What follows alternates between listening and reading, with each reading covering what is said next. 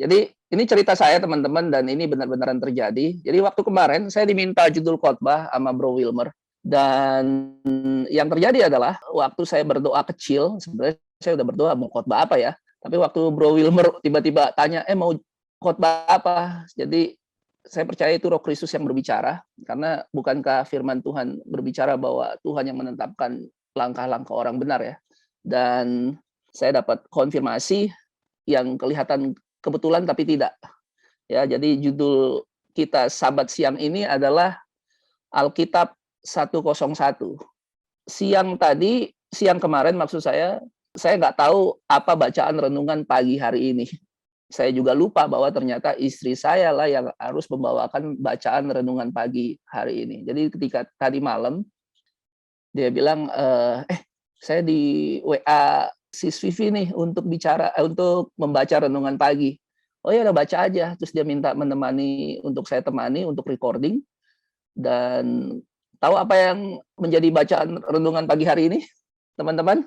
Alkitab bersaksi tentang Allah. Jadi menurut saya itu adalah sebuah konfirmasi. Saya nggak tahu bahwa bacaan renung pagi ini berbicara tentang Alkitab, dan siang kemarin ya Tuhan berbicara dalam hati saya untuk saya membagikan tentang Alkitab 101. Nah, mungkin bagi teman-teman yang tidak familiar dengan apa yang dimaksud Alkitab 101, ini yang dimaksud Alkitab 101. Jadi saya ambil dari Cambridge English Dictionary. 101 itu artinya menunjukkan pengetahuan paling dasar tentang suatu subjek. Atau Wikipedia mengatakan adalah topik untuk pemula di bidang apapun. Ia memiliki semua prinsip dan konsep dasar yang diharapkan dalam bidang tertentu. Jadi ketika ada orang berbicara, kamu seharusnya tuh masak telur itu telurnya dipecahinnya seperti ini. Ini adalah cooking 101. Nah, berarti itu bicara tentang ini cara masak 101, cara paling dasarnya untuk melakukan sesuatu. Jadi kalau dibilang Alkitab 101, ini berarti cara introduction, pengenalan untuk supaya kita bisa memahami dan belajar Alkitab. Tujuannya adalah supaya para pembaca Alkitab umum, bahkan orang awam sekalipun, teman-teman, tidak peduli siapa dia, apapun latar belakangnya, dan apapun usianya, bisa memahami apa yang tertulis dan digambarkan Alkitab secara jelas. Dan bahwa Allah menggunakan teks Alkitab untuk berkomunikasi mengenai dirinya sendiri dan mengenai kehendaknya, dan bahwa Allah bersaksi mengenai Allah dan juga putranya, yaitu Yesus Kristus. Nah, teman-teman, ini ada kutipan Ellen White mengenai Alkitab dari manuskrip 175/1901.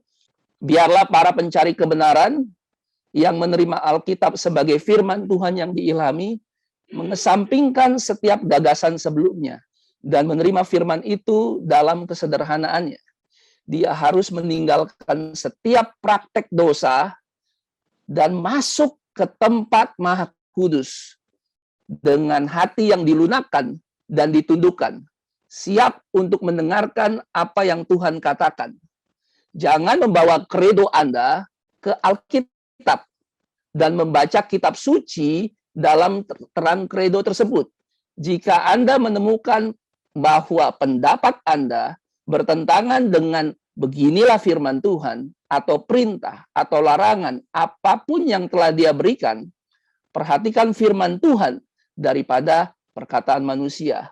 Biarlah setiap kontroversi atau perselisihan diselesaikan dengan ada tertulis. Kesalahan yang dibuat oleh Gereja Katolik Roma adalah bahwa ia membaca Alkitab dalam terang para imam dan penguasa gereja, bapak awal atau ekspositor Katolik lainnya, mengesampingkan semua kredo atau artikel yang ditentukan oleh gereja manapun. Kita harus membaca Alkitab sebagai firman Allah bagi kita. Terang dunia akan memungkinkan kita untuk membedakan antara kebenaran dan kesalahan antagonis. Biarlah hati dilunakkan dan ditunggu-tunggukan oleh semangat doa. Sebelum Alkitab dibacakan, kebenaran akan menang bila roh kebenaran bekerja sama dengan pelajar Alkitab yang rendah hati. Betapa berharganya pemikiran bahwa penulis kebenaran masih hidup dan memerintah. Mintalah dia untuk mengesankan pikiran Anda dengan kebenaran, pencarian Anda akan kitab suci, kemudian akan menguntungkan.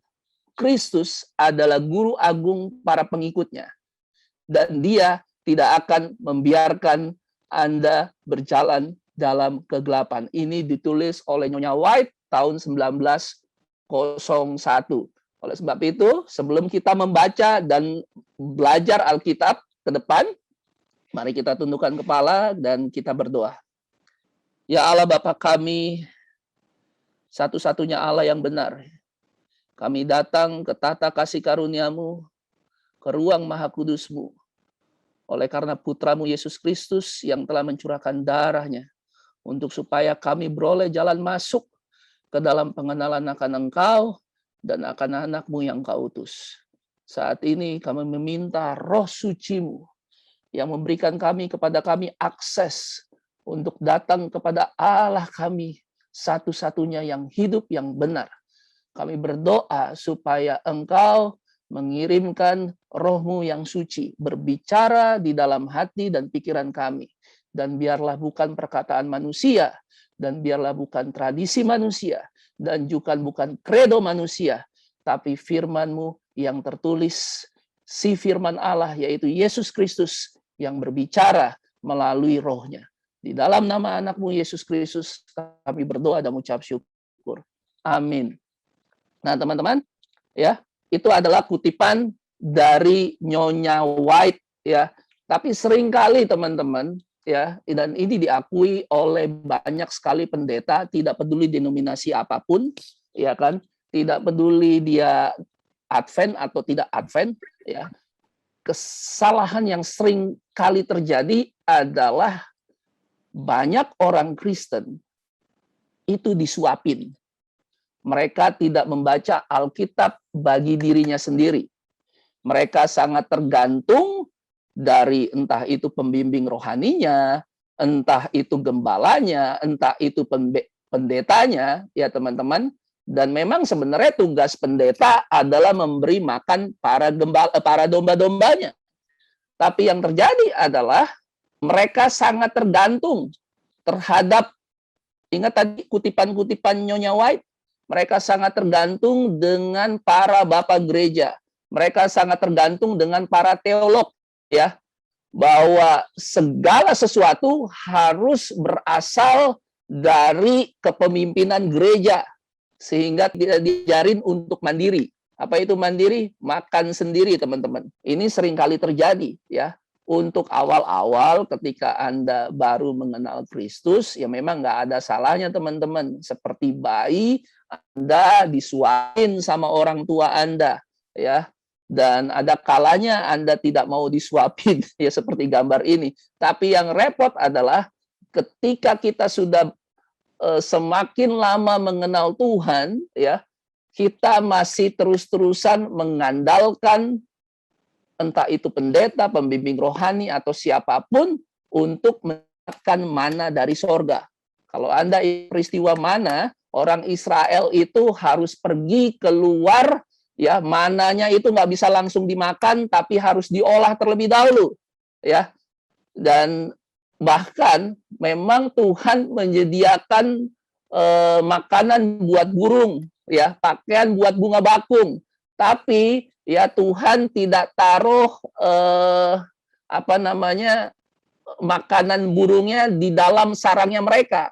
Burung-burung itu harus keluar dan mereka harus cari makan, seperti itu. Nah, ini yang terjadi di tengah-tengah kebanyakan dari kita. Dan jangan Anda berpikir orang lain terlebih dahulu, ya, karena ada bahayanya juga nih. Saya lihat di tengah-tengah umat Tuhan yang sudah percaya kebenaran, ya, setiap hari kita disuguhkan dengan renungan pagi. Setiap renungan pagi, ya, yang bicara seringkali Bro Wilmore terus-terusan, kawan-kawan, ya. Bukan berarti itu tidak boleh, ya. Itu ada tempatnya dan itu bagus.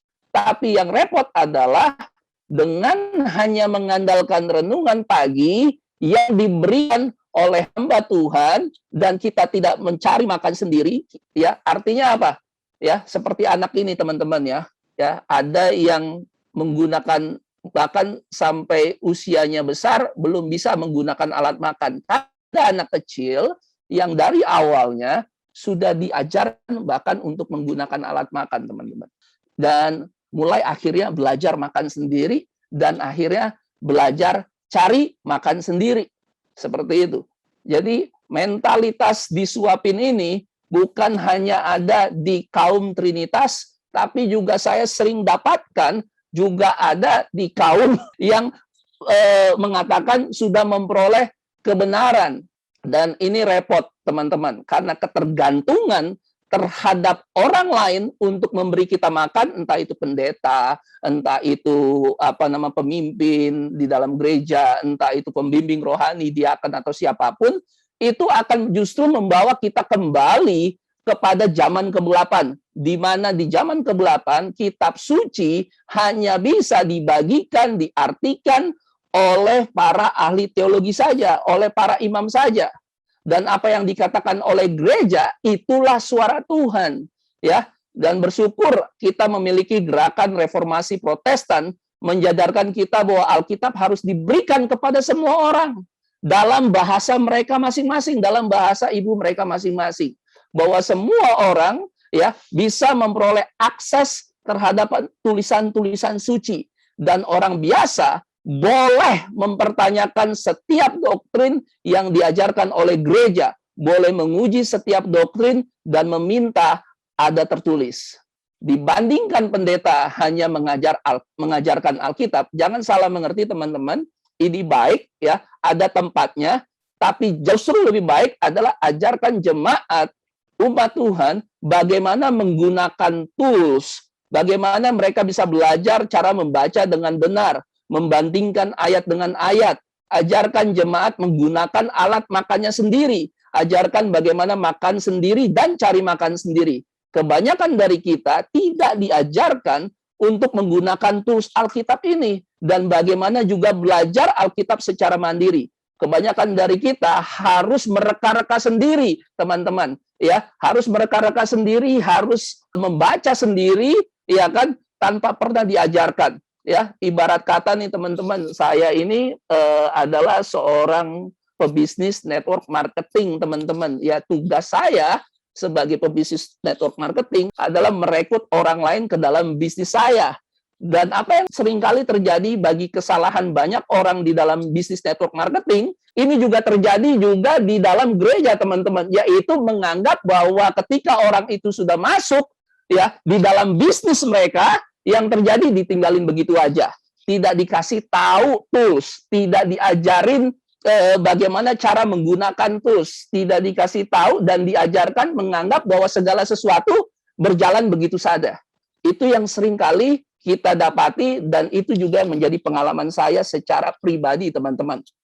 Ya, tidak ada namanya pemuritan yang menolong mereka untuk, dan seringkali kita berpikir ya namanya belajar Alkitab, yang namanya belajar lebih sungguh-sungguh Alkitab itu adalah tugasnya para orang yang mau sekolah teologi, yang mau sekolah pendeta, ya kan? Kita berpikir bahwa itu tugas mereka tanpa kita berpikir bahwa kita sedang hidup di zaman akhir dan kita harus belajar Alkitab lebih banyak dan lebih baik daripada sebelum-sebelumnya. Saya harap nanti ada kutipan Nyonya White mengenai hal itu, teman-teman.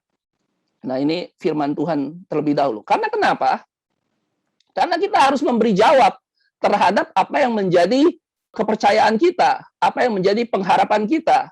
Ya, 1 Petrus 3 ayat 15 mengatakan, tetapi kuduskanlah Kristus di dalam hatimu sebagai Tuhan, dan siap sedialah pada segala waktu untuk memberi pertanggungjawaban kepada tiap-tiap orang yang meminta pertanggungjawaban dari kamu tentang pengharapan yang ada padamu, tetapi haruslah dengan lemah lembut dan hormat. Ada waktunya di mana nanti saat-saat Anda tidak bisa lagi panggil pendeta. Ada waktunya Anda tidak bisa lagi panggil Bro Wilmer, tolong dong jelaskan mengenai kebenaran Bapa dan Anak kepada si A, kepada si B, atau kepada si J, ya kan?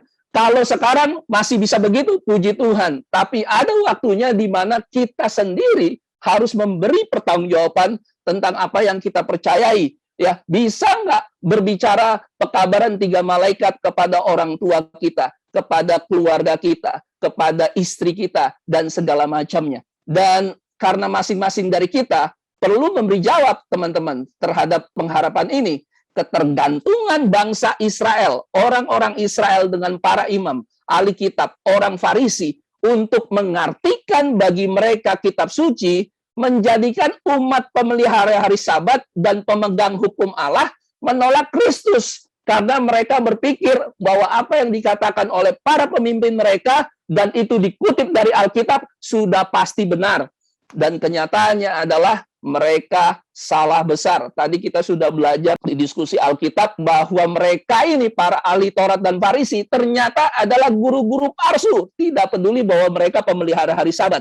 Pemelihara hari Sabat di zamannya Yesus, mereka kebanyakan ahli Tauratnya, Farisinya yang menentang pekerjaan Kristus adalah guru-guru palsu, teman-teman.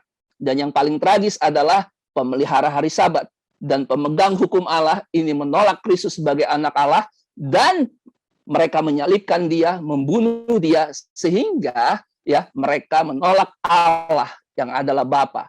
Itu juga terjadi di zaman kegelapan Eropa, dan itu juga yang terjadi di saat-saat menjelang kedatangan Kristus. Saya memiliki pengalaman pribadi mengenai hal ini karena saya besar di lingkungan Kristen. Dari kecil ya, saya masih ingat saya disuruh bapak saya untuk saya pergi sekolah minggu, bukan sekolah Sabat tapi sekolah minggu, karena saya adalah pemelihara hari Minggu dan saya penyembah Trinitas sejak kecilnya, teman-teman. Ya, saya tidak tahu itu apa itu Advent, saya tidak tahu mengenai Roh Nubuat, ya kan, baru nanti sekitar 30 tahun kemudian saya mengetahui kebenaran mengenai hari Sabat. Baru nanti setelah kira-kira 40 tahun kemudian saya baru tahu tentang, oh ternyata ini kebenaran bahwa ada Bapa dan anaknya, putranya yang tunggal, ya. Sebelumnya saya pikir saya sudah tahu. Karena kenapa? Saya mensandarkan apa yang saya yakini menurut apa yang dikhotbahkan di depan, tanpa saya punya keberanian untuk mempertanyakan secara kritis doktrin-doktrin yang ada. Karena kenapa, teman-teman? Karena sudah terlalu banyak minum anggur Babel. Ini bukan saya ngomong, Alkitab dan Roh Nubuat jelas menjelaskan bahwa seluruh dunia ya mabok minum anggur Babylon, bahwa kekristenan di akhir penutupan bumi ini itu mabok minum anggur Babylon. Saya nggak tahu dengan Anda, siapa di sini yang pernah mabok? Saya bicara mabok secara literal. Ada di sini yang dulunya pemabok? Teman-teman, saya dulu peminum alkohol dan saya pernah mabok. Anda tahu efek mabok itu seperti apa? Anda tidak bisa berpikir secara benar dan lurus. Koordinasi antara pikiran Anda dengan tubuh Anda tidak berjalan, teman-teman.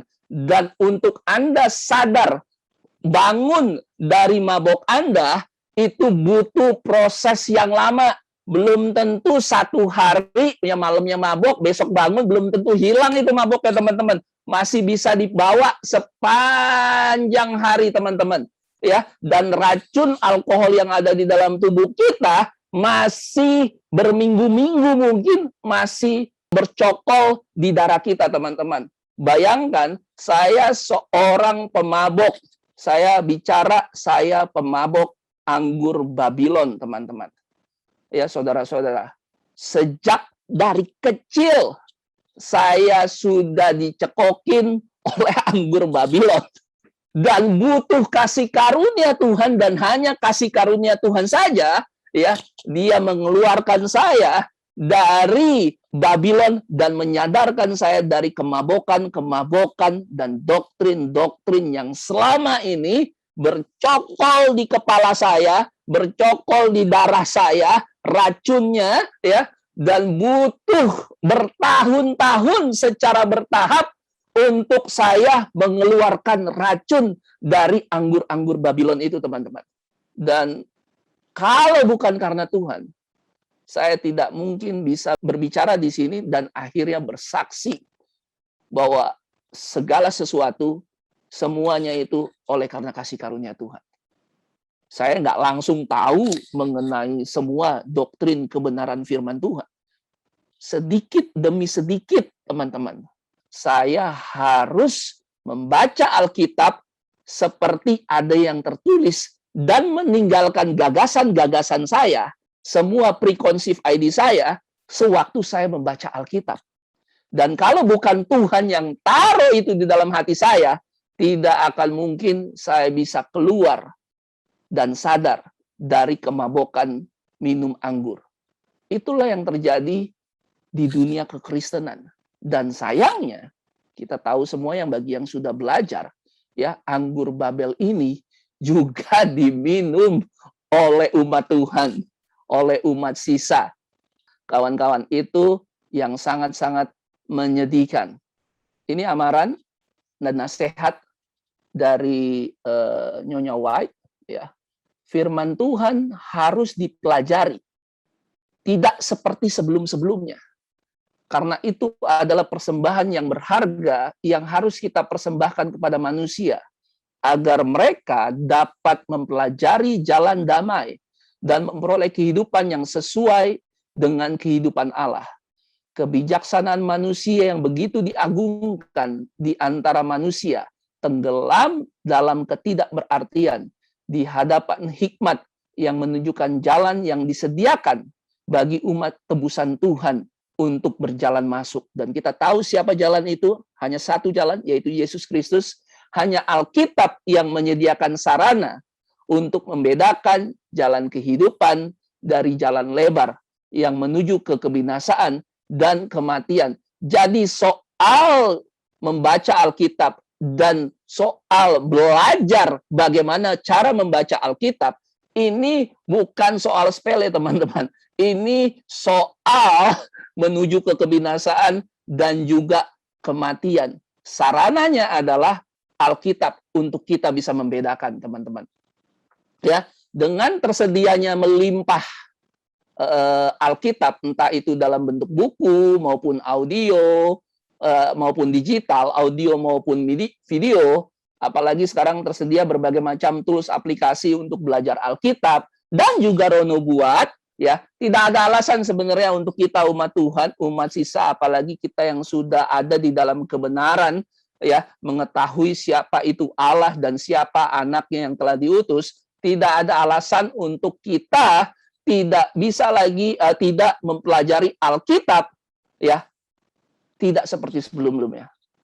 Ya, kalau Anda belajar Alkitabnya selama ini hanya mengandalkan second hand revelation, kalau saya bilang, yaitu mengandalkan suapinan orang lain dan tidak pernah membaca dengan dirinya, dari dirinya sendiri, ya, saatnya teman-teman, saat di penghujung penutupan bumi ini, kita harus mempelajari Alkitab. Tidak seperti sebelum-sebelumnya, kawan-kawan.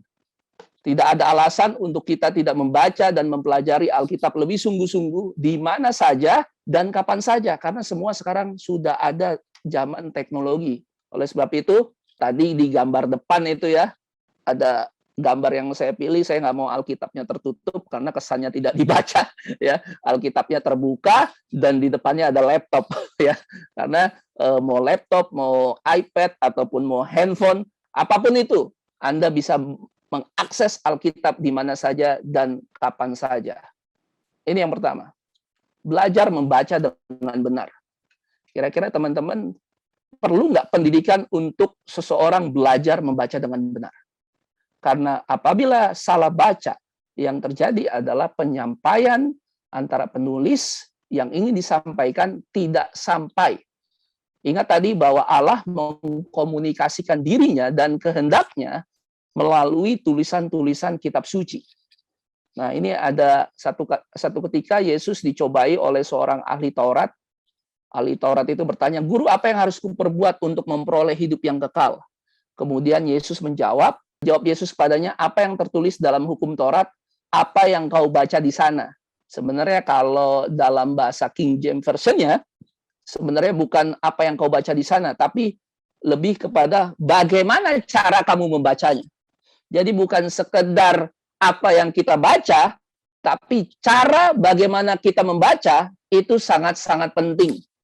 Seringkali saya berdiskusi dengan teman-teman, entah itu dari yang beda aliran atau sesama Advent, salah satu tipu muslihat iblis, yaitu membuat daya nalar seseorang terhadap apa yang dibaca tiba-tiba tumpul. Seperti seolah-olah buta huruf, tidak lagi mengetahui apa yang dibaca secara tertulis, dan justru membaca apa yang tidak ada tertulis. Jadi saya sering bilang itu membaca halusinasi namanya. Tidak tertulis, tapi dibaca. Itulah orang mabok, kawan-kawan. Apa yang ada di hadapannya dia. Ini yang terjadi kepada saya selama berpuluh-puluh tahun, teman-teman. Saya tidak bisa belajar membaca dengan benar. Dan jangan pikir ketika kita sudah belajar sekolah teologi pun bisa membaca dengan benar. Karena ini yang terjadi, teman-teman ya. Satu ketika, teman-teman, saya pernah diskusi nih sama seorang Advent yang percaya bukan kepada Trinitas, tapi kepada triteisme, kepada 3 Allah yang terpisah. Bagi yang belajar sudah tahu apa itu triteisme. Waktu saya sampaikan kutipan mengenai Nyonya White, mengenai cara membaca dengan benar, dia bilang, oh tidak ada hubungannya ini dengan belajar Alkitab. Tidak ada hubungannya bagaimana belajar membaca dengan kealahan, dengan Godhead. Nah, sementara Ellen White secara jelas menekankan pentingnya membaca dengan benar. Bukan sekedar membaca, tapi membaca dengan benar. Oke, saya baca. Sebelum mencoba mempelajari cabang-cabang pengetahuan sastra yang lebih tinggi, pastikan bahwa Anda benar-benar memahami aturan sederhana tata bahasa Inggris. Jadi di dalam bahasa Inggris, di mana Nyonya White, dia orang Amerika, tentu dia berbahasa Inggris, ya, harus dulu paham aturan sederhana tata bahasa Inggris dan telah belajar membaca dan menulis serta mengeja dengan benar. Jadi harus belajar baca, tulis, eja dengan benar. Naiki tangga yang lebih rendah sebelum mencapai putaran yang lebih tinggi. Jadi jangan berharap tinggi-tinggi dulu, bicara doktrin yang tinggi-tinggi dulu, sebelum kita bisa baca dengan benar. Mengetahui aturan tata bahasa Inggris dengan benar. Bagi kita adalah tata bahasa Indonesia dengan benar. Jadi belajar aturan sederhana grammar, pahami siapa subjek, pahami siapa objek, pahami kosakata yang dipakai, siapa yang terlibat dalam teks, pahami kata ganti yang digunakan, pahami kata kerja, kata sifat, verb agreement, dan yang lain-lain. Dan sewaktu saya sampaikan hal ini, ada satu lagi kutipan, jangan habiskan waktu untuk mempelajari hal-hal yang tidak berguna bagi Anda di akhirat, alih-alih meraih pengetahuan klasik. Belajarlah terlebih dahulu untuk berbicara bahasa Inggris dengan benar. Bagi kita, belajarlah dahulu bahasa Indonesia dengan benar. Pelajari cara menyimpan akun. Dapatkan pengetahuan tentang jalur studi yang akan membantu Anda menjadi berguna dimanapun Anda berada. Dan ketika saya sampaikan kutipan-kutipan ini, ketika saya berdiskusi, saya tidak perlu menyebut nama, dia katakan, ini tidak ada urusannya dengan membaca Alkitab. Saya cuma bisa ngelus dada, teman-teman. Saya cuma bisa terheran-heran. Orang itu demi mempertahankan keyakinannya sehingga kehilangan daya nalar.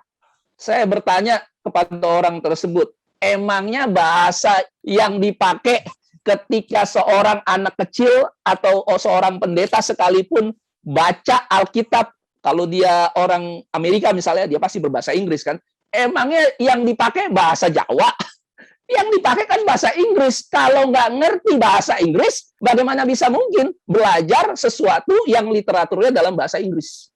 Memangnya sebelum baca apapun versi bahasa Inggris, entah itu King James Version, atau ERV, atau NIV, atau terjemahan bahasa Inggris lainnya, anak-anak tidak perlu diajarkan terlebih dahulu untuk supaya mereka bisa membaca, menulis, mengeja dengan benar tadi kata-katanya.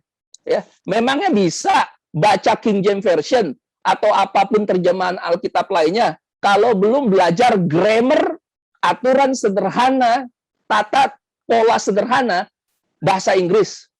Memangnya bisa? Ya kan? Allah lah yang mengacaukan bahasa di Babel.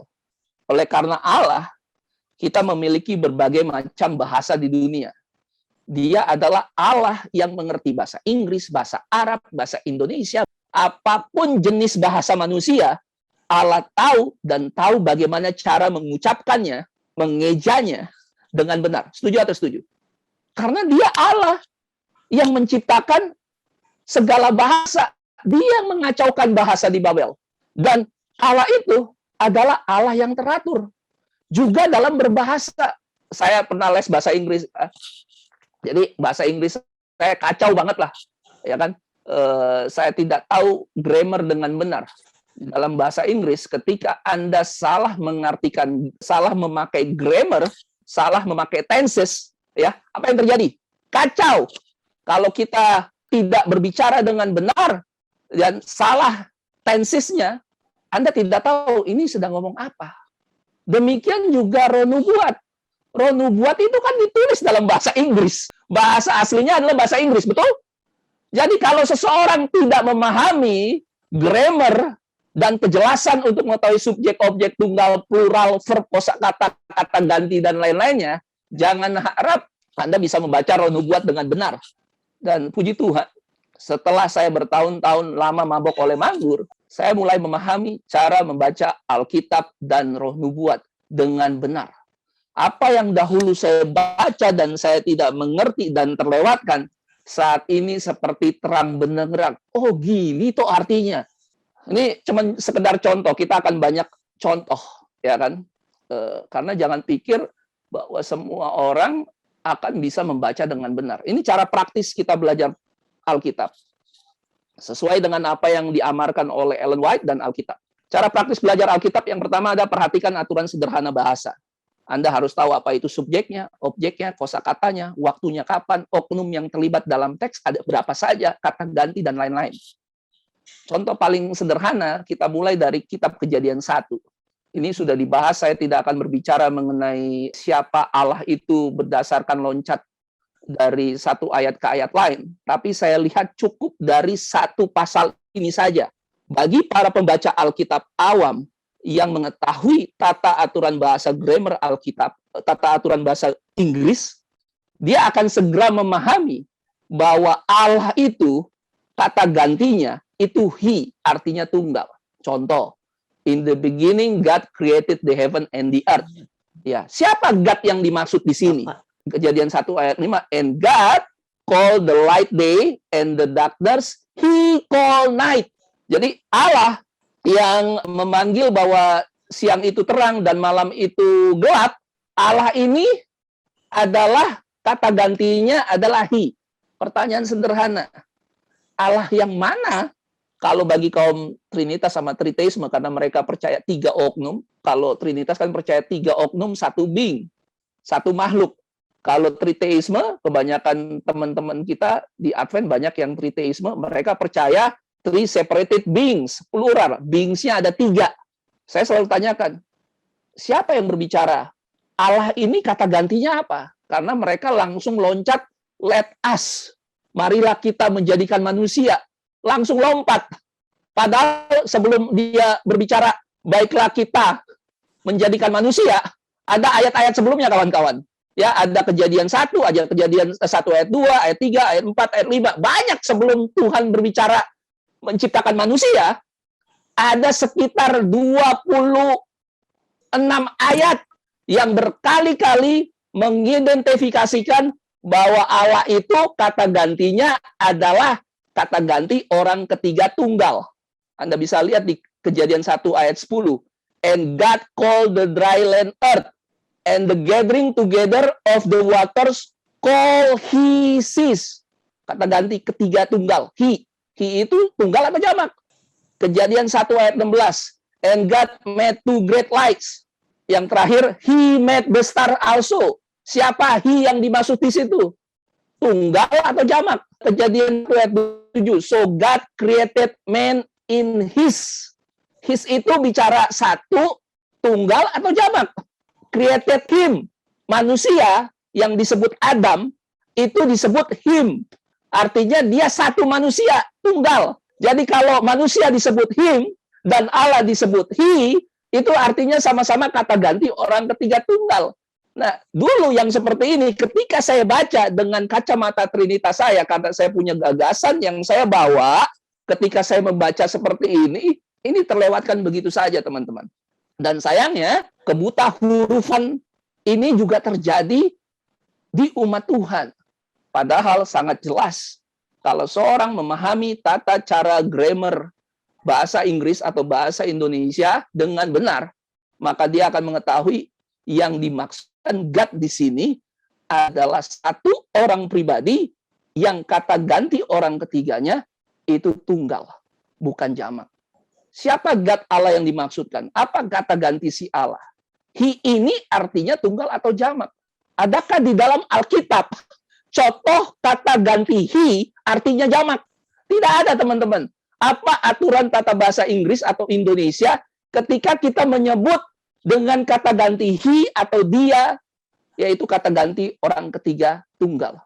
Ini baru bicara tata bahasa sederhana. Oleh sebab itu, Nyonya White memberikan amaran. Jangan bicara doktrin yang tinggi-tinggi dulu. Belajar, balik, kalau perlu kita balik kayaknya harus ke sekolah dasar, cara membaca dengan benar, mengetahui siapa subjek, objek, kosakata, oknum yang terlibat di dalam teks, kata ganti, dan lain-lain.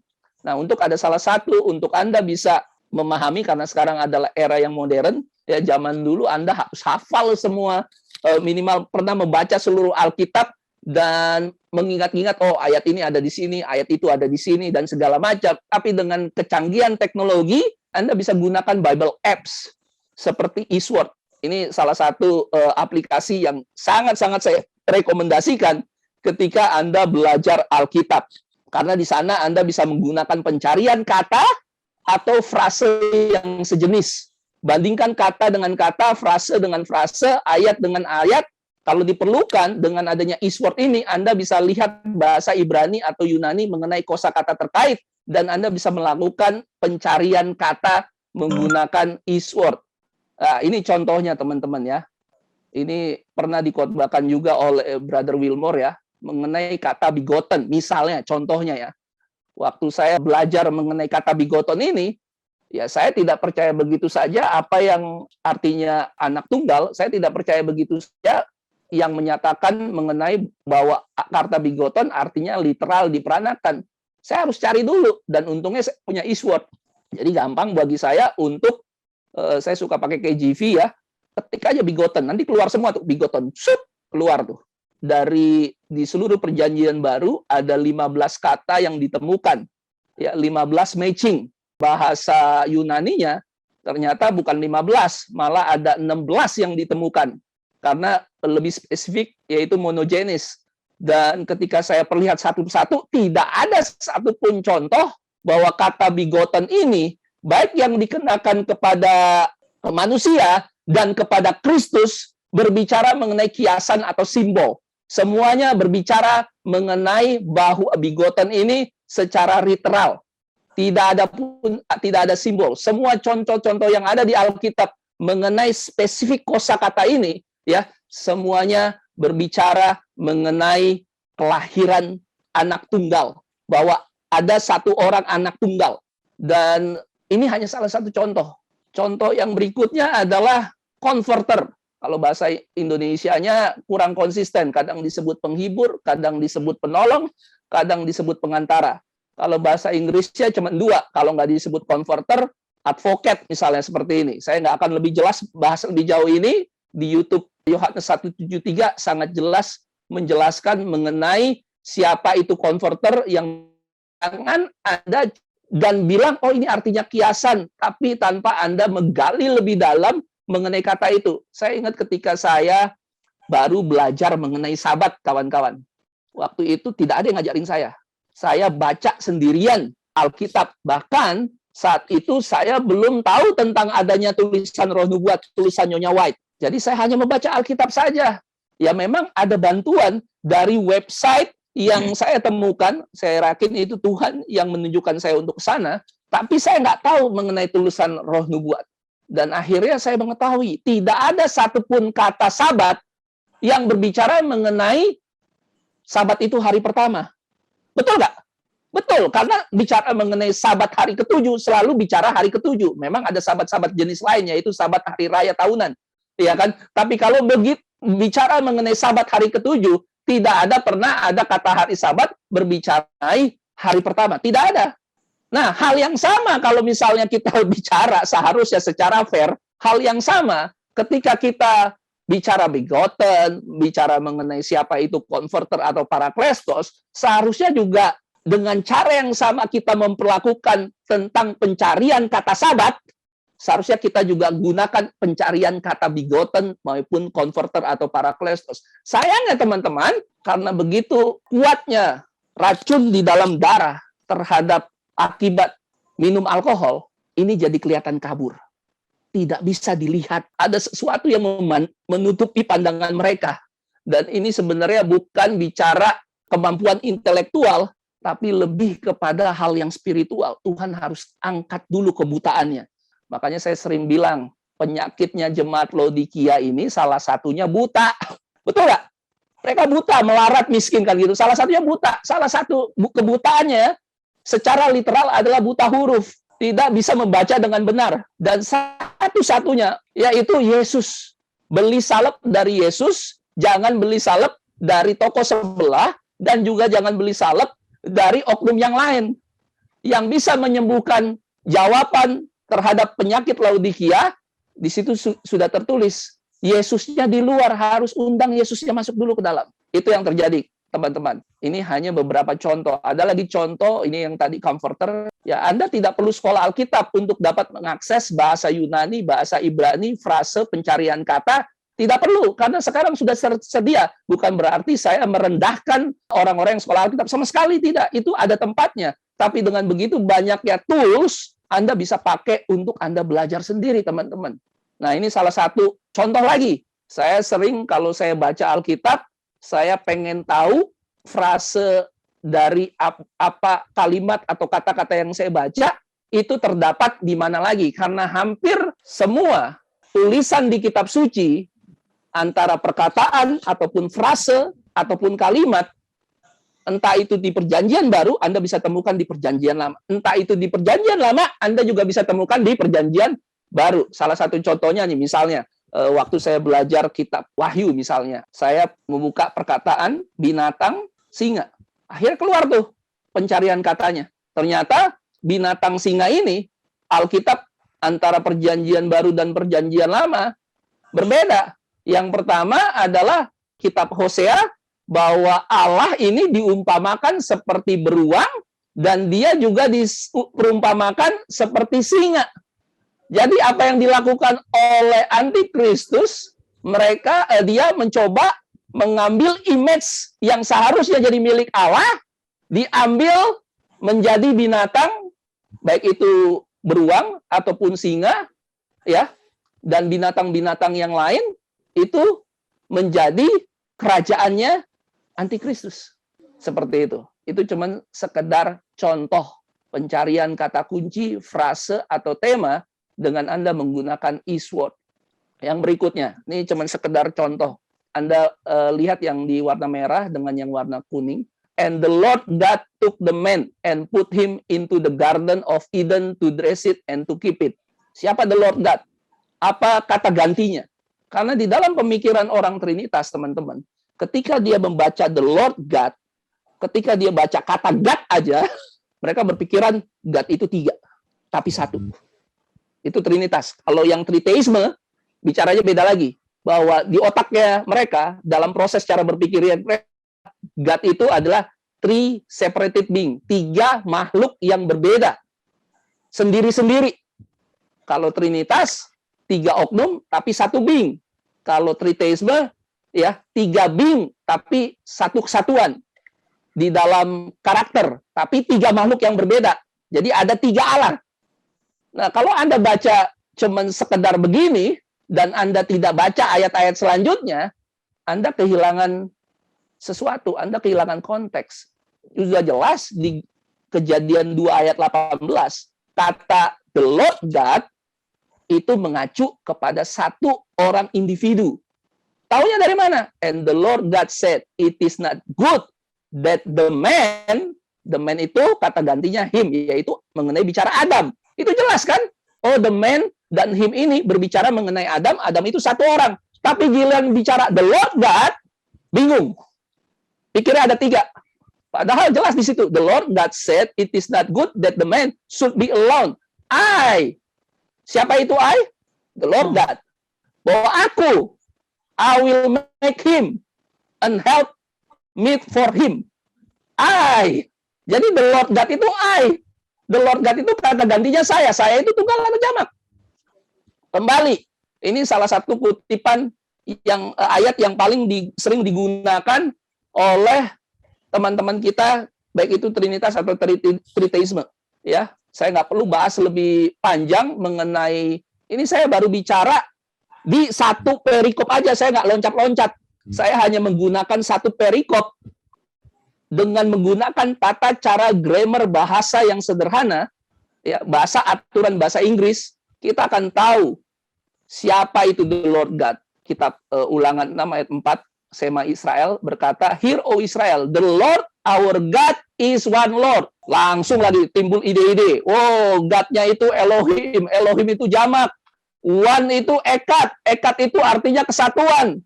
Tanpa dia melihat kata ganti yang digunakan kepada the Lord, kepada si God itu. Padahal sudah jelas di ayat sebelumnya dan ayat sesudahnya, bahkan lebih banyak, yang dimasuk the Lord thy God itu, kata gantinya adalah his.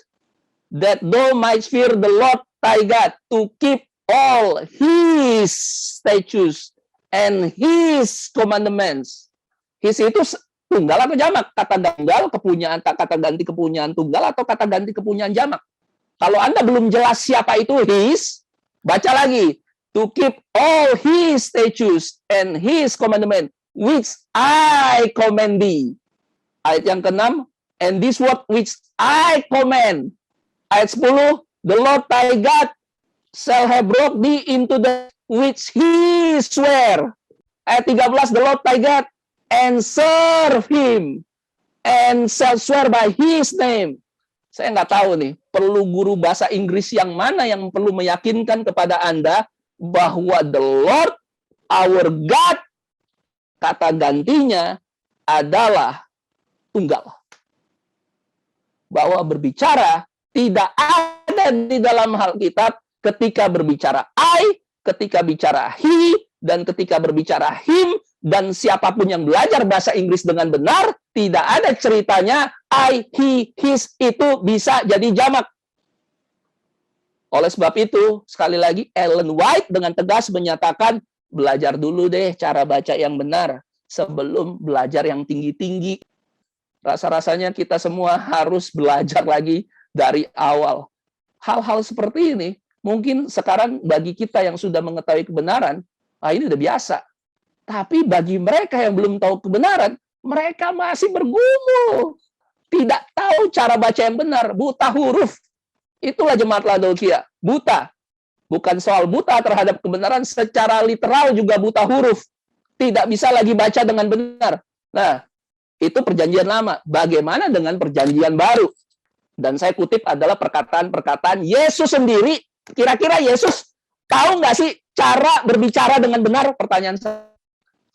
Sebagai orang Ibrani, orang Yahudi, bisa nggak dia berbicara dengan benar? Pasti bisa, kawan-kawan. Mari kita lihat apa yang dikatakan Yesus mengenai the Lord thy God.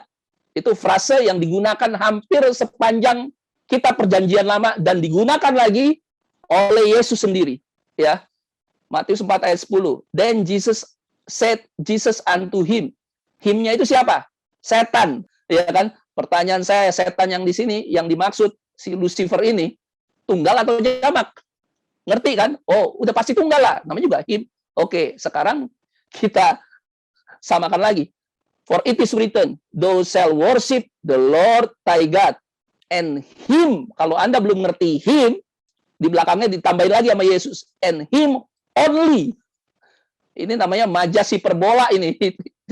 Tuhan Yesus memagnify kata-katanya lagi. Him only. Udah him only lagi.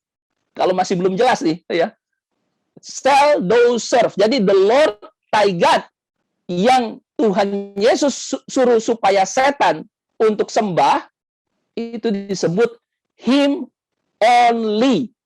Kira-kira dalam berkata tata cara bahasa Inggris dengan benar, apakah Yesus termasuk yang disebutkan oleh Yesus sebagai him only, atau ini berbicara mengenai oknum yang lain, yaitu Allah Bapa?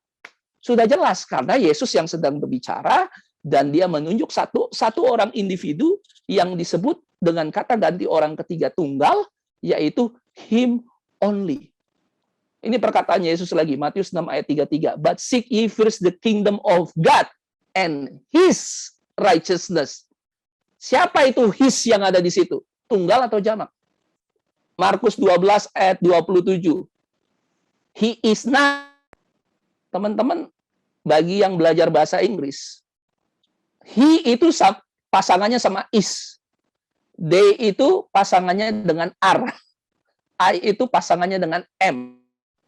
Udah jelas ada he, ada is. Ini berbicara mengenai satu individu, satu being. Dan Yesus yang mengatakan hal ini. He is not the God of the dead. Dia bukan Allah orang mati. Mengenai apa itu perintah yang utama, ya, Yesus mengutip Shema Israel. And Jesus answered him, the first of all the commandment is, hear, O Israel, the Lord our God is atau are, is one Lord. Kalau Anda belum paham God is, ditambahin lagi nih, ya. Tapi yang sekarang berbicara adalah ahli kitab yang mencobai Yesus. Markus 12 ayat 32. And the scribe said unto him. Siapa himnya? Yesus. Him itu ada berapa? Yesusnya ada berapa? Udah sebut him.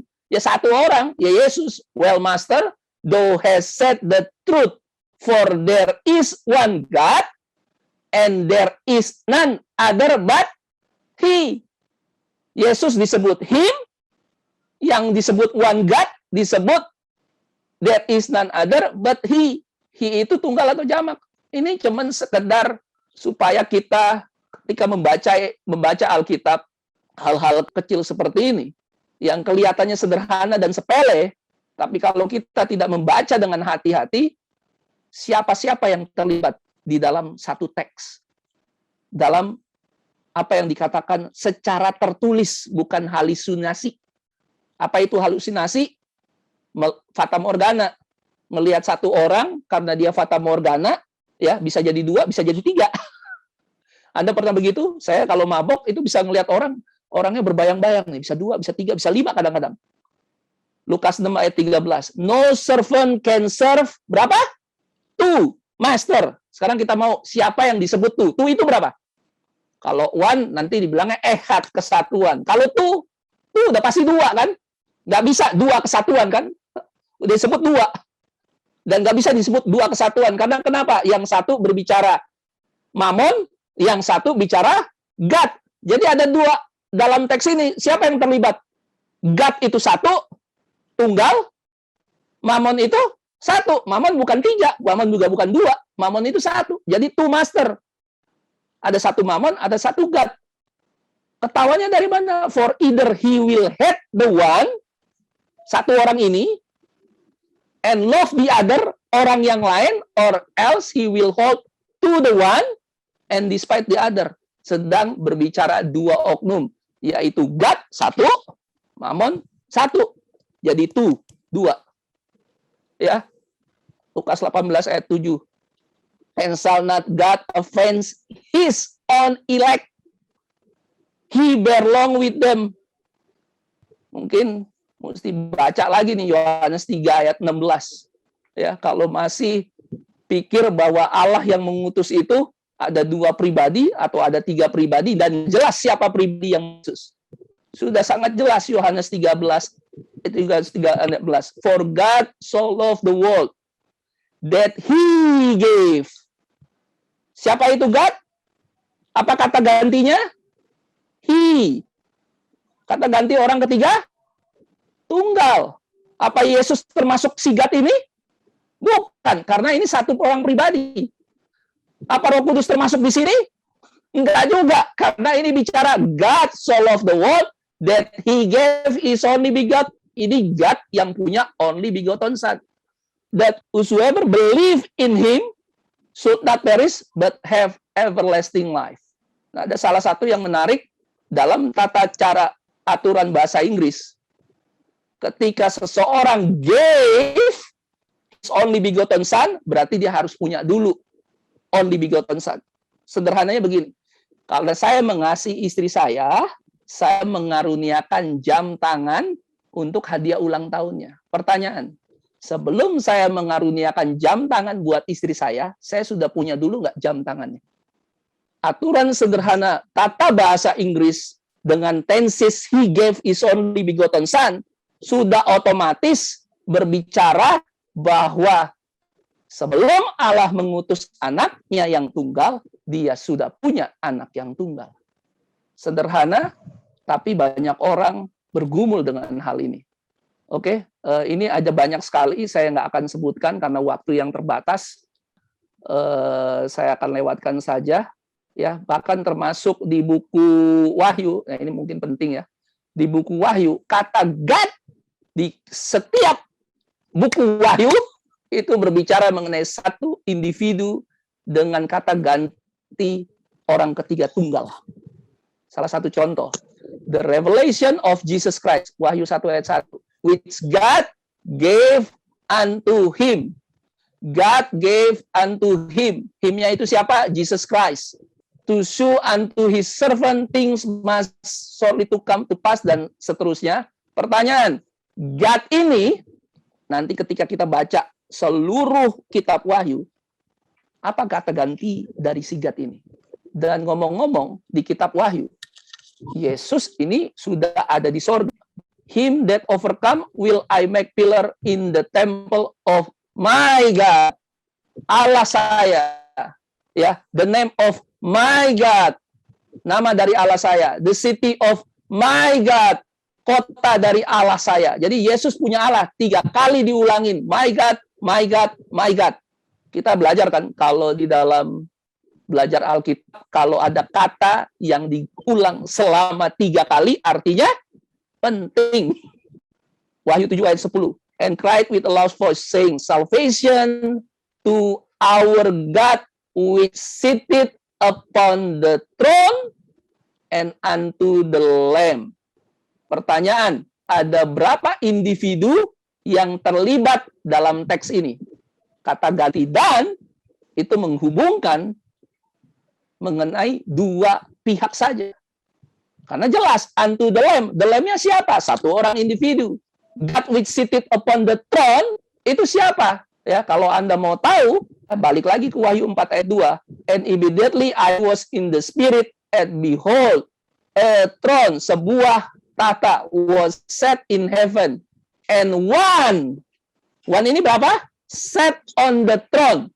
One ini bagi pemeluk Trinitas sama Triteisme kadang bisa jadi 1 beneran, kadang bisa jadi 2, kadang bisa jadi 3. Kalau dia berbicara perantara, ya kan 1 perantara bisa jadi 2. Allah Roh Kudus disebut perantara, Allah Anak juga disebut perantara. Tapi kalau bicara God, one ini bisa jadi Allah Bapa, Allah Anak, Allah Roh Kudus. Jadi kata one bagi mereka itu berubah-ubah.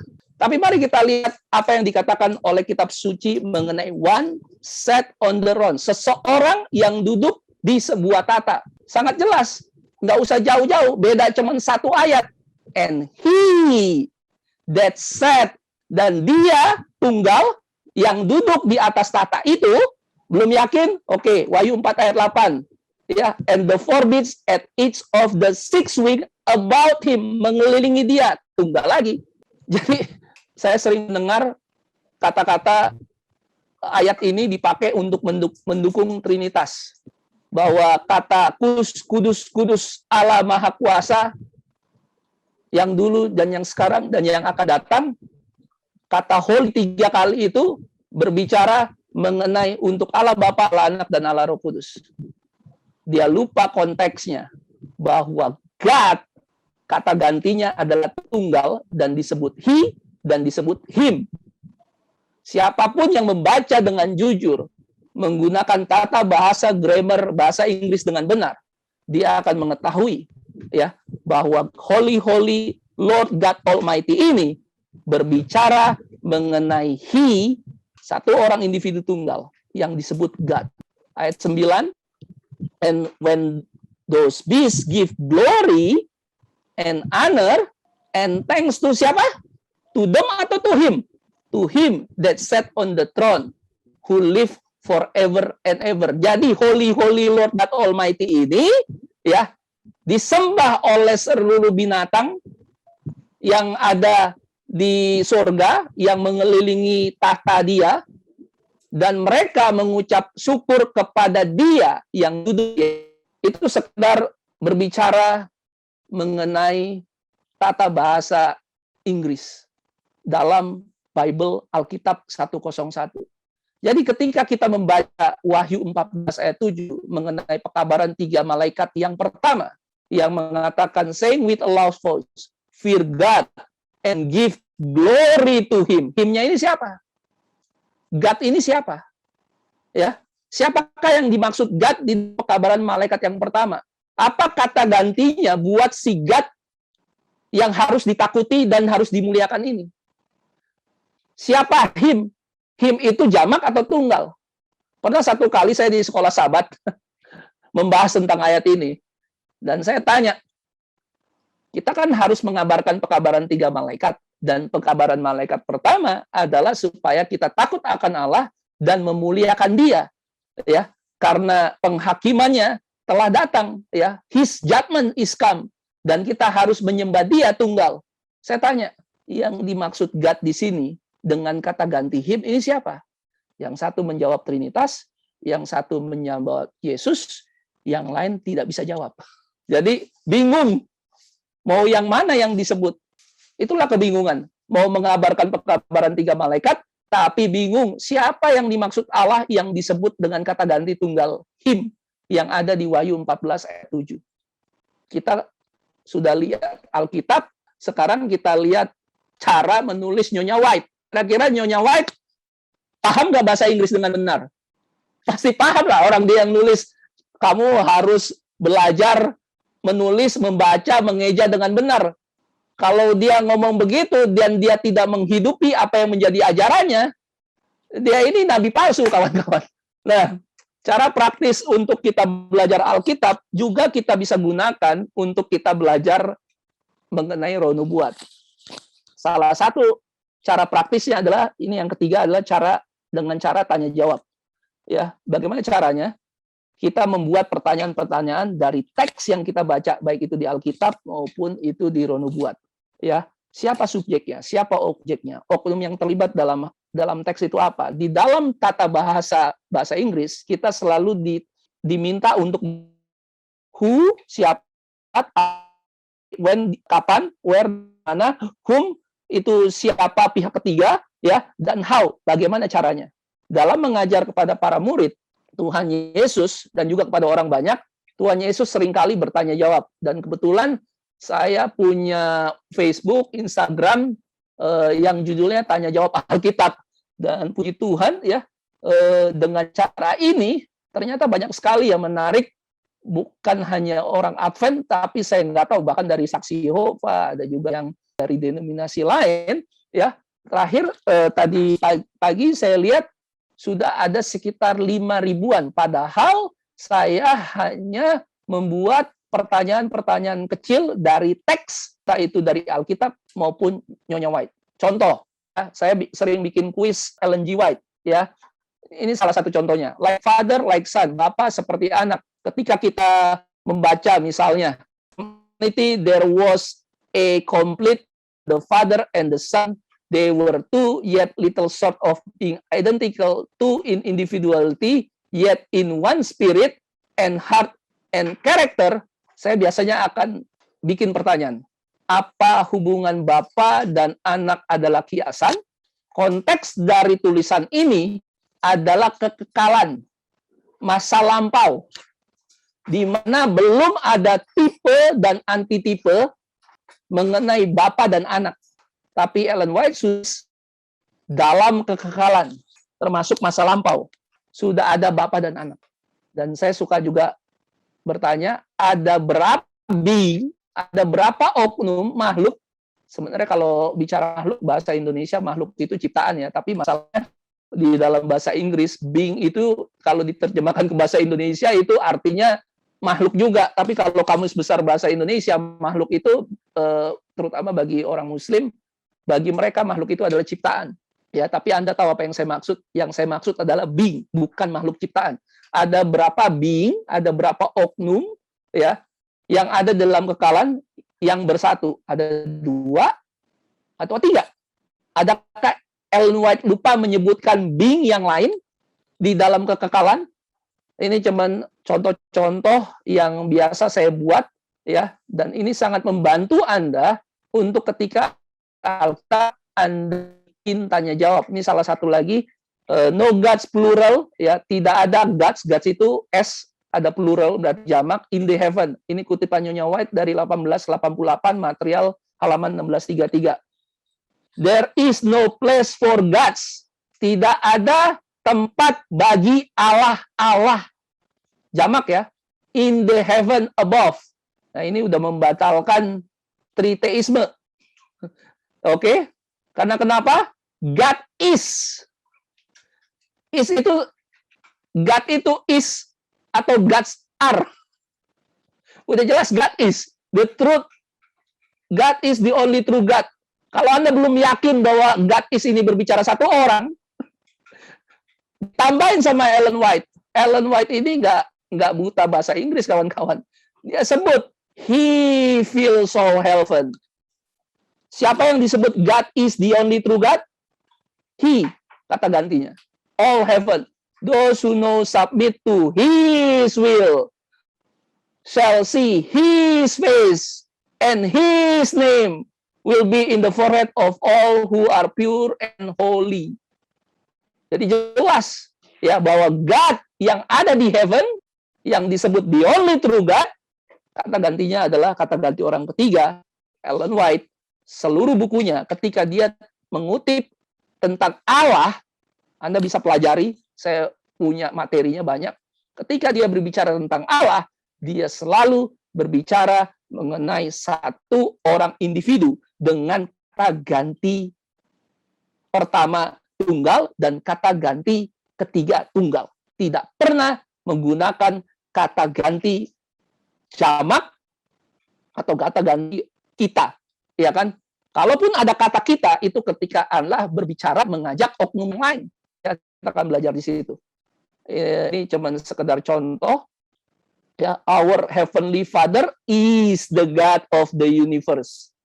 Siapa the God of the universe? Our heavenly Father, Bapa kita di surga. Apakah Yesus termasuk di situ? Tidak, Yesus tidak termasuk di situ. Karena perkataan selanjutnya ada kata dan. Itu artinya kata hubung. Ya, Christ is the divine Son, the one equal with the Father. Tanpa kita harus capek-capek untuk dari kutipan. Sebenarnya dari satu teks sederhana ini aja, kalau kita menggunakan tata bahasa grammar dengan benar, kita sudah tahu bahwa God of the universe itu maksudnya adalah bicara satu orang individu, dan Christ tidak termasuk yang disebut the God of the universe. Karena kata dan berikutnya adalah Christ is the divine Son. Kristuslah anak ilahi. The one. The one di sini tunggal anak. The one equal with the Father. Nggak akan ada orang nalar, orang Kristen manapun yang akan bicara Kristus itu ada 2 atau 3. The one di sini bicaranya ya pasti 1, karena berbicara tentang Kristus konteksnya. Jadi banyak sekali di dalam kutipan-kutipan Nyonya White, dan Nyonya White tahu berbahasa Inggris dengan benar. Ya, ini satu lagi. There is a personal God. Pertanyaan, there are 3 separated beings, atau there is a, tahu nggak? Itu seseorang, a stone, a phone, a hand, a watch. Nggak ada yang namanya bicara banyak, ya kan? Apalagi ditambahin there is a personal God, the Father. Nah, kalau Anda berpikir ingin memasukkan Yesus di dalam kata God itu, jangan keburu-buru. There is personal Christ the Son. Hal yang sama. Ada berapa Christ? There is a personal Christ, itu berbicara there are personal Christ. Ada 1, 2, atau 3 Christ. Hal yang sama saya bisa tanyakan, there is a personal God, itu bicara mengenai 3 gods, atau a personal God, sesuai dengan grammarnya di orang individu. Dan hal-hal seperti ini, kenyataannya tidak bisa dibaca oleh banyak orang. Penyebabnya apa, teman-teman? Karena terlalu banyak dan terlalu lama minum anggur. Orang tersebut harus bersedia melepaskan, dan kuasa Tuhan, hanya kuasa Tuhan yang bisa melepaskan dia dan bangun. Sadar, ya, untuk dia bangun dari maboknya. Anda familiar dengan precept upon precept, line upon line, bahwa Alkitab harus precept upon precept, line upon line, baris dengan baris, ayat dengan ayat, ya, itu konteksnya sedang berbicara di antara 12 suku, ya, sedang mabok. Dan Alkitab berkata, Efraim, ya, precept upon precept, line upon line. Kakak tertua kita, pemelihara hari Sabat, sedang mabok. Makanya Tuhan sudah bicara, precept upon precept, line upon line. Cara praktis yang berikutnya adalah, percuma kita belajar Alkitab, tapi kita tidak menemukan Kristus di ayat-ayat Alkitab. Karena Yesus sendiri menjelaskan, Lukas 4 ayat 27, lalu ia menjelaskan kepada mereka apa yang tertulis di dalam seluruh kitab suci. Mulai dari kitab-kitab Musa dan segala kitab-kitab nabi-nabi. Anda paham peristiwa ini ketika Yesus berjalan ketemu 2 orang murid ke perjalanan ke Emmaus, ya, orang ini tidak bisa melihat siapa yang ada di sebelahnya, bahwa itu adalah Yesus Mesias. Mereka sedang berduka, ya. Mereka tidak bisa melihat dengan benar, mereka terkamiri dengan ajaran-ajaran tradisi orang Yahudi, bahwa seharusnya Mesias tidak bisa mati, bahwa seharusnya Mesias jadi raja dan membawa mereka mengalahkan pemerintahan Romawi. Tapi mereka saat itu buta. Mereka tidak bisa melihat Yesus yang ada di sampingnya, padahal mereka adalah murid Yesus. Dan Yesus memberikan kepada mereka 2 orang ini sepanjang perjalanan Bible study. Saya nggak ngerti itu Bible study-nya kayak gimana. Tapi yang jelas, Yesus menceritakan bukan sebagian. Yesus menceritakan tentang dia dalam seluruh kitab suci. Namanya seluruh berapa? Sebagian tidak. Seluruh kitab suci. Dari kitab-kitab Musa, yaitu Kejadian, Keluaran, Imamat, Bilangan, Ulangan, sampai segala kitab-kitab Nabi. Mau kitab Nabi kecil, mau kitab Nabi besar. Tuhan Yesus ambil ayat-ayat itu dan jelaskan, itu yang ditulis itu tentang saya. Ini juga yang dikatakan tentang mengenai kepada orang-orang, kepada para murid. Ia berkata kepada mereka, inilah perkataanku yang telah kukatakan kepadamu ketika aku masih bersama-sama dengan kamu, bahwa harus digenapi semua yang ada tertulis tentang aku dalam kitab Taurat dan kitab Nabi dan kitab-kitab Mazmur. Yohanes 5 ayat 39 sampai dengan 40, kamu menyelidiki kitab-kitab suci, sebab kamu menyangka bahwa olehnya kamu mempunyai hidup yang kekal, tetapi walaupun kitab-kitab suci itu memberi kesaksian tentang aku, namun kamu tidak mau datang kepadaku untuk memperoleh hidup. Itu percuma belajar konteks juga, percuma belajar tata bahasa grammar dengan benar, kalau kita tidak mau datang kepada Yesus juga. Nah, teman-teman, banyak kan orang hanya melihat dan membaca Alkitab 1 atau 2 dimensi. Anda pernah melihat optical illusion, di mana ketika Anda melihat gambar dari berbagai angle, dari berbagai sudut, bisa ternyata ada gambar wajah wanita muda, tapi ada juga gambar wanita tua. Pernah Anda dengar itu? Pernah Anda melihat itu? Nah, Anda harus bikin mata Anda, mensipitkan mata Anda, baru kelihatan tuh gambar itu. Ya, selama ini nggak bisa lihat, ya. Nah, di dalam membaca Alkitab ada beberapa dimensi, dan seringnya kebanyakan orang hanya bisa melihat dalam dimensi satu atau dua dimensi aja. Contoh, dimensi literal dan dimensi spiritual. Satu, ketika Yesus berbicara, kalau kamu tidak makan dagingku dan tidak minum darahku, orang Yahudi bilang, lu nggak ngerti gue orang Yahudi. Kita ini orang Yahudi. Masa disuruh makan daging dan minum darah? Yang benar aja. Karena mereka tidak memahami dimensi spiritual. Bahwa yang dibicarakan kepada Yesus adalah mengenai penumpahan darahnya. Yang harus diterima dan diminum. Bukan secara literal. Tapi ada juga dimensi literal. Contoh, ya kalau misalnya kita ambil salah satu contoh kitab suci aja deh.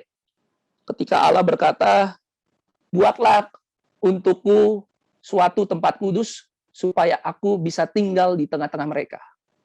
Secara dimensi literal, saat itu benar ada bahwa ada kitab suci yang dibangun di tengah-tengah gurun pasir dan Anda tendanya. Itu bicara dimensi literal. Tapi seringkali kita hanya bisa melihat dimensi literal itu ya tanpa memahami ini dimensi yang sebenarnya yang paling penting adalah tentang dimensi Allah dan anaknya. Mengenai Kristus, bukankah Yesus juga disebut Immanuel? Allah beserta kita, bahwa Allah tinggal di tengah-tengah kita. Di dalam dimensi literal, mengenai sanctuary, di tengah-tengah sanctuary, dikelilingi oleh 12 perkemahan suku-suku Israel. Dalam dimensi Kristus, Yesus adalah, dia berkata, runtuhkanlah bait Allah ini, maka aku akan membangunnya dalam waktu 3 hari. Dimensinya orang Yahudi, ini orang gila ini. Ini bait suci, dibangun selama 40 tahun, Yesus mau runtuhin dan 3 hari nanti dia bangun. Karena mereka tidak memahami dimensi spiritual, bahwa yang dimaksudkan adalah bahwa tubuhnya lah adalah bait suci itu. Faham maksud saya? Kalau Anda cuma bisa melihat dimensi secara literalnya saja ketika dalam membaca kitab suci, dan tidak selalu ada spiritual, ya kadang hanya literal aja, tapi sering ada spiritual. Maka kita bisa kejadian seperti orang-orang Yahudi, tidak memahami apa yang dikatakan oleh Kristus. Nah, bagaimana dengan dimensi saya? Contoh, ya, buatlah bagiku sebuah sanctuary, ya, di mana aku akan tinggal bersama dengan mereka. Bukankah kita disebut bahwa kita adalah bait Allah, bahwa roh Allah, roh anaknya tinggal di dalam hati kita? Kalau Anda cuma bisa melihat 1-2 dimensi, Anda akan kehilangan berkat-berkat Tuhan. Sehingga membuat pelajaran Bible study itu rasanya membosankan. Hanya baca itu-itu aja. Padahal Anda bisa terkonek dengan banyak kebenaran-kebenaran yang luar biasa. Bagaimana dengan dimensi gereja? Bukankah Petrus berkata bahwa kita ini adalah susunan batu untuk pembangunan rumah Allah? Bahwa setelah batu-batu ini dikumpulkan, mereka akan menjadi rumah Allah di mana Allah tinggal di dalam mereka. Itu dimensi gereja. Ada lagi dimensi surga. Maka terbukalah bait suci di surga. Kitab Wahyu. Tapi persoalannya teman-teman, ada juga dimensi dunia yang di luar kitab suci, yang tidak ditulis oleh kitab suci, yaitu ketika dia membaca bahwa Antikris akan duduk di bait suci, mereka mengartikannya bahwa akan ada bait suci yang ketiga. Miliaran orang percaya dengan hal itu, teman-teman. Dan jangan anggap enteng, saya adalah salah satu yang dulu bangunan bait suci ketiga secara fisik itu adalah dimensi dunia. Nah, penting sekali ketika kita membaca Alkitab, kita belajar menemukan, dan yang paling terpenting bagi saya adalah dimensinya Allah, dimensinya Kristus. Contoh nih, salah satu contoh. Injil itu sudah diberitakan sewaktu bahkan kitab Kejadian. Ya, kitab Kejadian, penciptaan hari pertama. Apa yang diciptakan pada hari pertama? Let there be light. Biarlah ada terang. Bukankah Yesus disebut terang dunia? Jadi ternyata sebelum segala sesuatu diciptakan, terang itu ada bersama-sama dengan Allah. Dia yang pertama ada bersama-sama dengan Allah. Terus yang kedua, bahwa Allah memisahkan antara air di bawah dan air di atas. Bukankah Yesus disebut ya air yang hidup? Barang siapa yang meminum dari air hidup ini tidak akan haus lagi. Itu hari kedua. Sayangnya orang hanya membaca secara literal tanpa melihat bahwa ada Yesus di sana yang sedang diberitakan. Karena jelas di dalam seluruh kitab suci ada tertulis tentang Yesus. Yang ketiga, penciptaan apa di hari ketiga? Bahwa ada first fruit. Tumbuh-tumbuhan menghasilkan first fruit di hari yang ketiga. Bukankah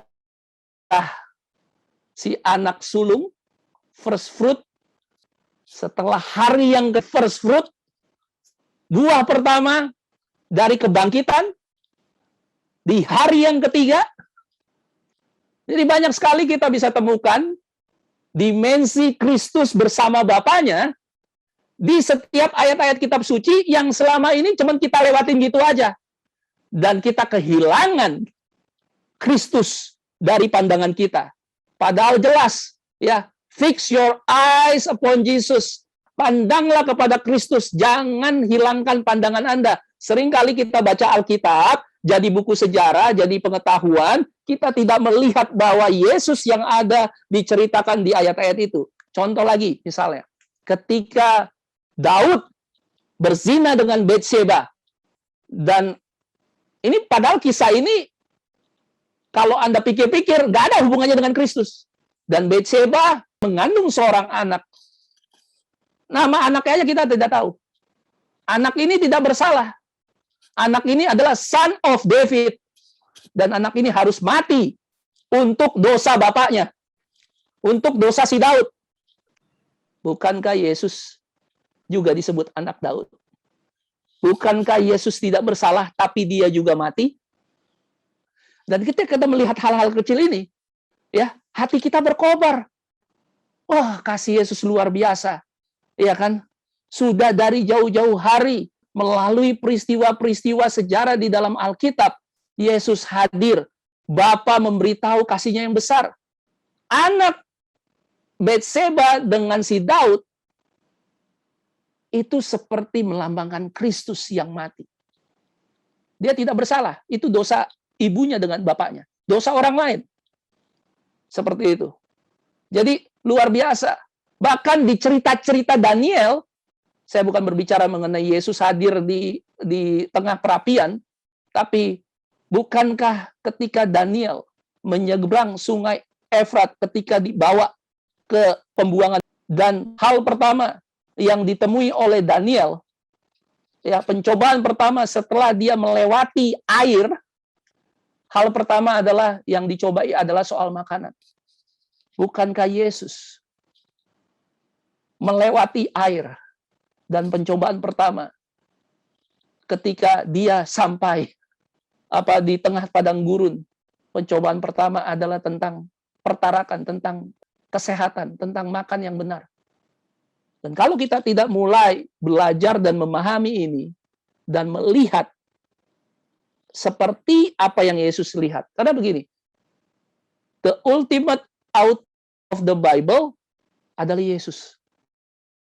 Bukan Daniel yang tulis kitab Daniel. Memang Daniel dipakai Tuhan untuk menulis. Tapi sebenarnya yang menulis itu, the ultimate writer, the ultimate author of our faith, hanya satu oknum, yaitu Yesus Kristus. Kalau kita mencoba memahami, terkadang banyak orang belajar Alkitab, saya juga sering begitu, mencoba memahami dari apa yang ada di pikiran si penulis. Kelihatannya bagus ya.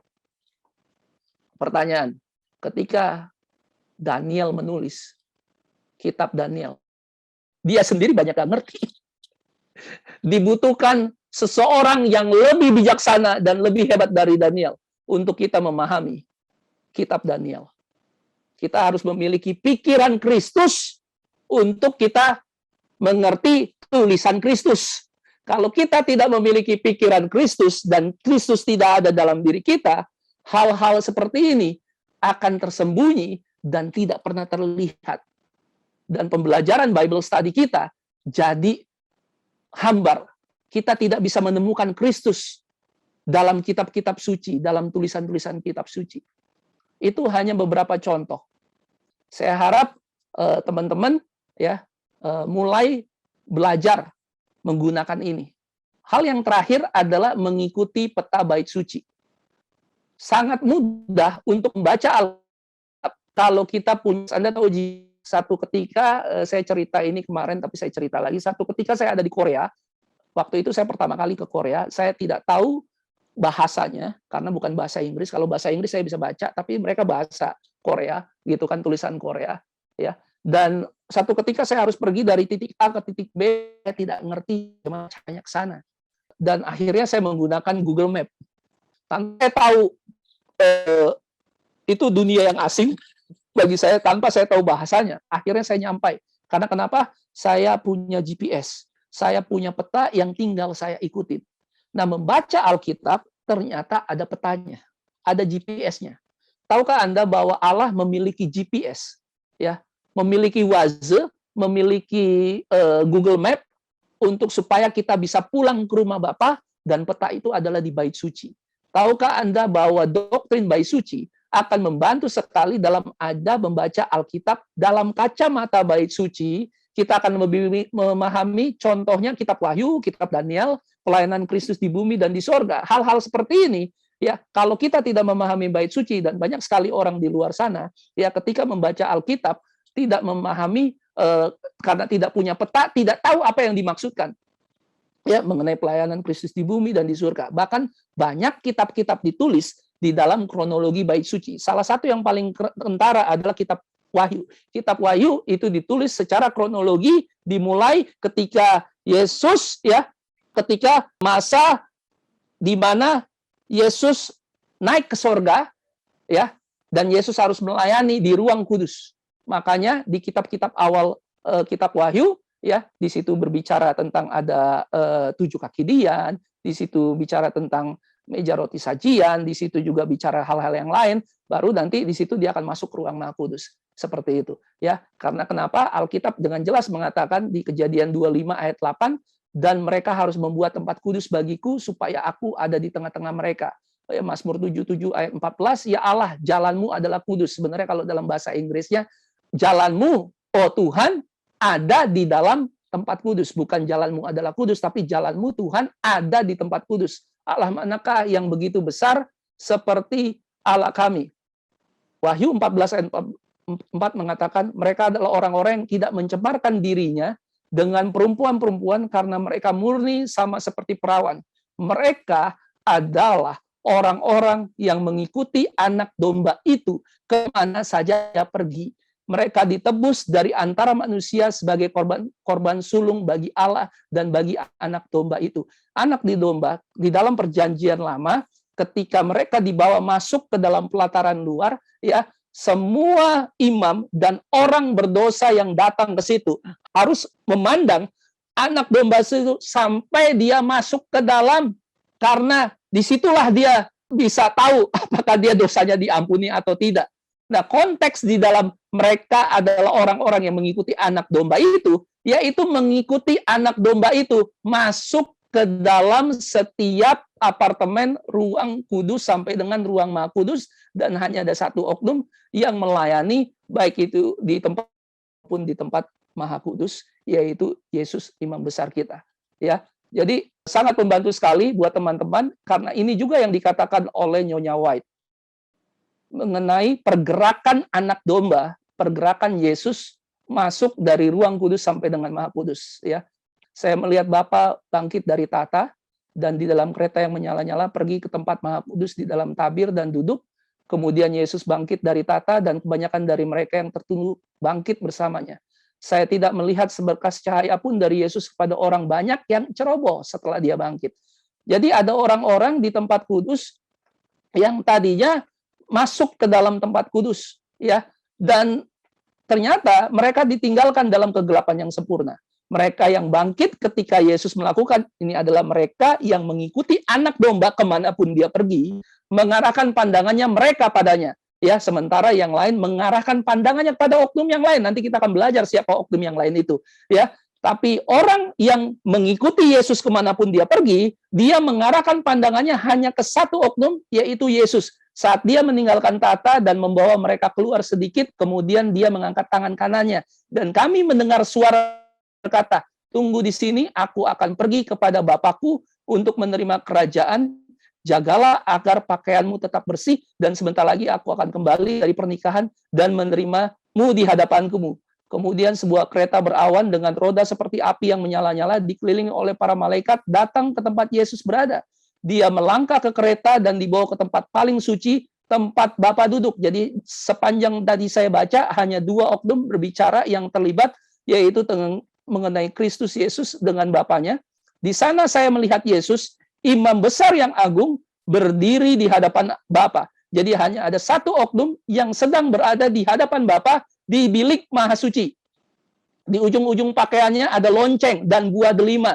Lonceng dan buah delima. Permasalahannya adalah banyak sekali orang tidak lagi mendengarkan loncengnya Yesus. Tidak lagi mendengarkan suara lonceng dari Yesus. Tidak lagi mendengarkan suara atau firman dari Yesus. Mereka mendengarkan lonceng yang lain. Padahal sudah didesain supaya mata mereka memandang, telinga mereka hanya mendengarkan pergerakan Yesus. Tapi yang terjadi adalah nanti kita akan belajar, mereka melihat dan mendengar lonceng yang lain, oknum yang lain. Mereka yang bangkit bersama Yesus akan mengirimkan iman kepada merekanya di tempat yang paling suci dan berdoa, Bapakku, berilah kami rohmu. Jadi rohnya Bapa ya, bukan roh yang disebut roh yang lain. Kemudian Yesus akan mengubuskan Roh Kudus ya ke atas mereka. Dalam napas itu ada cahaya, kekuatan, dan banyak cinta, sukacita, dan kedamaian. Tapi yang menyedihkan adalah Ellen White menoleh untuk melihat rombongan yang masih tertunduk di hadapan tata. Orang-orang yang tertinggal yang tidak mengikuti Yesus dan tidak mengalihkan pandangannya kepada Yesus dan tidak mendengarkan lonceng Yesus bergerak, ya mengikuti anak domba. Mereka tidak tahu bahwa Yesus telah meninggalkannya. Setan tampaknya berada di dekat tahta. Jadi ada oknum ketiga, dia bukan Bapa dan dia bukan Yesus. Ya, setan mengambil tempat di dekat tahta dan mencoba melakukan pekerjaan Tuhan, mencoba melakukan pekerjaan imam. Karena hanya imam yang bisa melanjutkan pekerjaan Tuhan. Konteksnya ini adalah di bait suci sorgawi. Saya melihat mereka ke atas tata dan berdoa, Bapa, berikan kami rohmu. Jadi orang-orang ini yang tidak memandang kepada Yesus, yang tidak mendengarkan lonceng Yesus dan tidak mengikuti Yesus kemanapun anak domba itu pergi, ya mereka juga berdoa kepada Bapa dan mereka juga berdoa kepada meminta kepada Bapa, roh Bapa, tapi yang datang justru bukan rohnya Bapa, bukan rohnya Kristus, tapi yang datang adalah setan kemudian akan menghembuskan. Jadi Yesus menghembuskan Roh Kudusnya, ya. Setan juga menghembuskan sesuatu yang tidak suci. Ya. Jadi dua-dua sama-sama terima hembusan nafas. Yang satu terima hembusan nafas yang berasal dari Bapa, yang berasal juga dari Yesus. Yang satu ya menerima hembusan nafas, hembusan yaitu roh ya, itu dari setan. Di dalamnya pengaruh yang tidak suci, di dalamnya ada terang dan banyak kekuatan. Sepertinya ada terang, sepertinya ada kekuatan, tapi yang membedakan adalah tidak ada cinta, tidak ada sukacita, dan tidak ada kedamaian mainan. Tujuan setan adalah membuat mereka tertipu dan menarik kembali serta menipu anak-anak Allah. Teman-teman, saya harap ya dengan cara belajar membaca kitab suci dengan benar dari 6 hal yang tadi disampaikan boleh dipraktekkan dan boleh membawa kita lebih dekat kepada Kristus dan membawa kita kepada Allah Bapa.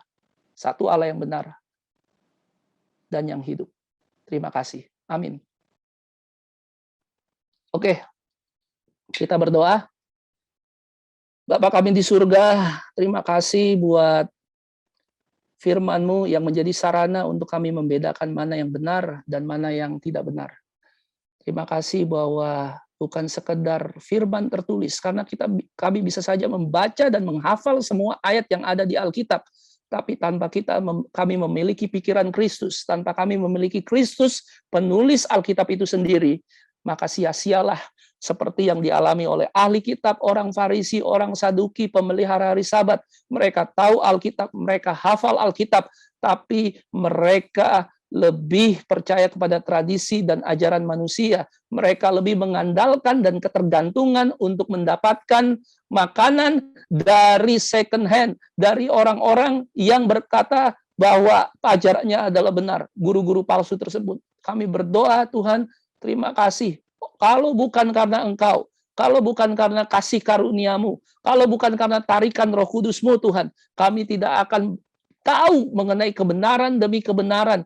Kami tidak akan pernah belajar dan akhirnya kami bisa melihat oleh karena Engkau yang menyembuhkan mata kami dari segala kebutaan rohani, dari segala buta huruf Alkitab. Karena selama ini kami telah dimabokkan oleh anggur Babel dan kami tidak bisa melihat dengan jelas. Bangunkan kami Tuhan, bangunkan juga saudara-saudara kami, keluarga kami, bangunkan juga orang-orang yang ada di gereja Tuhan, di umat sisa-Mu, supaya mereka bisa bangun dari mabok anggur mereka, dan mereka bisa melihat dengan jelas dan membaca dengan benar. Hanya di dalam nama anak-Mu Yesus Kristus kami berdoa jawab syukur. Amin.